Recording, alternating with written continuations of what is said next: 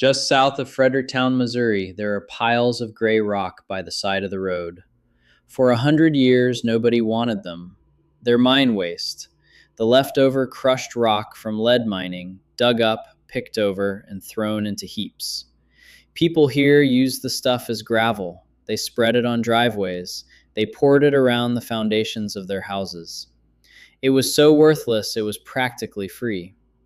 Except it turns out those gray piles may be some of the most valuable dirt in the state of Missouri, because the old miners who threw them away were only after the lead, and they didn't realize or didn't care that mixed into that worthless rock was a different metal, a blue one, a metal that the entire modern world is now quietly scrambling to get its hands on. It's the metal in the phone in your hand. It's in every electric car. And strangely, it's in the engines of fighter jets. Its name comes from a goblin. And for the first time in over 60 years, they're going back into those piles to dig it out. This is the story of Cobalt. And like almost everything on this channel, it was hiding in your own backyard the whole time. Let's start with the goblin, because it tells you everything. 500 years ago, silver miners in the mountains of Germany kept running into a problem. They'd find a promising blue-tinged ore, haul it up, throw it in the furnace expecting silver, and get nothing, worse than nothing. When they heated it, the rock gave off poisonous fumes that sickened them and sometimes killed them. We know now that was arsenic baked into the ore, but they didn't know that. So they did what people did in the 1500s. They blamed a goblin. In German folklore, a kobold was a mischievous, malicious spirit that haunted mines and swapped good ore for cursed, useless rock. So the miners named the stuff after him, Cobalt, a metal named goblin, because everyone was certain it was worthless and cursed. It took until 1735 for a Swedish chemist named Georg Brandt to prove there was actually a brand new metal hiding inside that cursed rock. But the name stuck. To this day, one of the most fought over metals on Earth is named after a goblin that miners thought was playing a trick on them. Here's the trick. The joke's on them, because that worthless goblin metal turned out to be extraordinary. You've actually been looking at cobalt your whole life without knowing it. That deep, rich blue in old pottery, Ming Dynasty porcelain, Egyptian glass 3,000 years ago, the little blue bottles at an antique store, that's cobalt. It's one of the great blue pigments in human history, cobalt blue. But color is the least of it. Cobalt has a couple of superpowers. It holds its strength at blistering temperatures, hot enough to make ordinary metals go soft, which is why it gets blended into the superalloys inside jet engines, in the screaming hot section right behind the turbine blades. And it's remarkably good at storing and releasing energy in a rechargeable battery, which makes it stable and long-lived. And that second trick is the one that changed everything. Because we decided to run the whole world on rechargeable batteries. Every lithium-ion battery, your phone, your laptop, and especially the big one under the floor of an electric car, has a part called the cathode. And for years, the best cathodes have leaned on cobalt to keep them stable and packed with energy. As the world went electric, demand for this goblin metal went vertical. In 2024, for the first time ever, the world used more than 200,000 tons of it in a single year, which raises a very uncomfortable question. Where does it all come from? And here's the part that matters. Roughly 76% of the world's mined cobalt comes out of one country, the Democratic Republic of the Congo, and a huge share of it is then shipped to be refined in China. Some of that Congolese cobalt is dug by hand in informal mines, and the U.S. Department of Labor estimates tens of thousands of children work in them. Meanwhile, the United States, which puts about half its cobalt into military and aerospace superalloys, mines almost none of its own. We import roughly 3/4 of what we use. So picture the position America is in, a metal it needs for electric cars, for electronics, and for the engines of its own air force, and it's almost entirely dependent on one distant country and one rival to supply it. Now, go back to those gray piles by the road in Fredericktown. To understand why they matter, you have to know how the cobalt got there in the first place. Because cobalt is a strange metal to hunt. It almost never forms a deposit of its own. Something like 99% of the world's cobalt is a byproduct. It comes up as a passenger, riding along inside ores that are mostly copper or nickel. Chemically, it just prefers to travel with those metals in small amounts. So you basically never go looking for cobalt directly. You go looking for the ore it hides in. And a very long time ago, southeast Missouri built the perfect hiding place. More than 1 billion years ago, this region was a range of volcanic mountains, the ancient core of the St. Francois Mountains.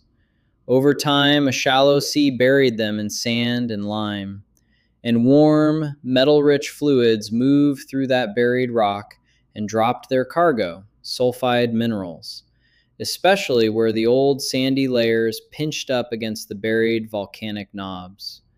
That's what made the Southeast Missouri mining district: lead, zinc, copper, and right here around Fredericktown, an unusually rich streak of nickel and cobalt.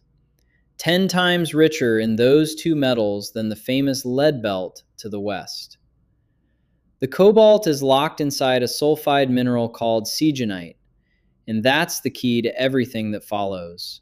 Because knowing it's a sulfide tells you exactly how to get the metal out. So how would you actually find and pull cobalt out of the ground today? Let me walk you through it because it's a genuinely clever chain. First, you find it. A geologist maps the right kind of rock, then hunts for a chemical fingerprint, collecting soil and rock samples and sending them to a lab, looking for a spot where cobalt and nickel and copper read higher than normal. Then, to see through solid ground, they run a geophysical survey. And here's a nice piece of luck. Metal sulfides hold an electrical charge differently than plain rock. So a technique called induced polarization makes buried sulfide ore practically light up on a screen. That tells you where to drill. You pull up long cylinders of rock core, measure the exact grade at every depth, drill the edges to map the shape of the ore body, and now you have a target worth mining. At Fredericktown, they've got 3 different ways to feed the plant, and this is the part I love. The first is those waste piles. The old lead miners left them behind, and they're loaded with the cobalt and nickel nobody wanted in 1955. So the modern operation can simply reprocess the garbage of the past, which also happens to help clean up a site that decades of lead mining left contaminated. The second source is the old underground mine itself, which they plan to reopen, drilling and blasting the sulfide ore and hauling it up. And the third is the strangest of all: recycled batteries. Dead electric car and phone batteries shredded down, feeding the very same plant. We'll come back to that. However the ore arrives, the next job is to concentrate it, to throw away the worthless rock and keep the valuable specks. You crush it, then grind it to a fine powder so every grain is either good or junk. And then comes one of the most beautiful tricks in all of mining: froth flotation. You dump the powder into water to make a slurry, and you add a chemical called a collector.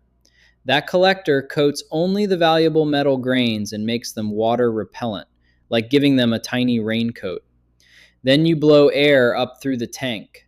The water-hating metal grains grab onto the rising bubbles and float to the top as a metal-rich foam, while the worthless rock, perfectly happy in the water, sinks. You skim the froth off the top, and that foam is your concentrate. You've separated treasure from trash using nothing but bubbles and chemistry. Now you've got a concentrate, a cake of mixed cobalt, copper, and nickel. But it's still a mixture, and it's still locked in sulfide. To get pure, sellable material, You have to refine it. And the operation here made a deliberate choice about how. The old way, the way we spent a whole episode on, is fire, smelting.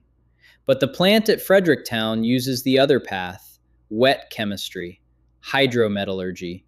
Instead of a furnace throwing off gas, you dissolve the metals in hot sulfuric acid until they're floating free as ions in a liquid. Then comes the separation. An organic liquid is used to grab one metal at a time out of the solution, pulling the copper into one stream, the nickel into another, the cobalt into its own, until each one is clean and by itself. And finally, you turn those clean solutions into a finished product. You either run electricity through them to plate out solid metal, like copper, or you crystallize them into a powder. And that finished product is not what most people picture. It's not a shiny bar of cobalt. The thing the battery industry actually wants is a chemical, cobalt sulfate, a powder. That powder is what gets built into the cathode of a new battery. Right alongside it, the same plant makes nickel sulfate, copper, and, from those recycled batteries, lithium, which closes the loop in a way that would have been science fiction to the old lead miners. The same building takes in dead batteries as black powder, dissolves them in the same acid, and pulls the cobalt and nickel and lithium right back out. So the metal from a worn out battery can go straight into a new one. So look at what that gray pile by the road actually is. It's the goblin metal, the cursed, worthless rock people were sure was a trick. It's the stuff that colors old porcelain and hardens jet engines and starts electric cars. It's a metal America needs and mostly has to buy from far away. And here it is, sitting in the discard heaps of a 300-year-old Missouri mining town, waiting to be gone through a second time. Now, I'll be honest with you, because this channel always is. This isn't a clean fairy tale. Pulling value out of century-old mine waste means disturbing ground that a century of lead mining already poisoned, and the people who live right there have real, understandable worries about what gets stirred up. A domestic, closed-loop supply of a critical metal is a genuinely good thing to want. Doing it without creating the next contamination story is the hard part, and it isn't finished yet. But the reframe is the same one we keep finding out here. The thing somebody threw away as worthless, the cursed rock named after a goblin, turns out to be exactly what the future was built on. It was in the backyard the whole time. Nobody just knew what they were looking at. If that's the kind of story you like, the treasure hiding in the trash pile, you already know why this channel exists. Subscribe and we'll keep digging them up.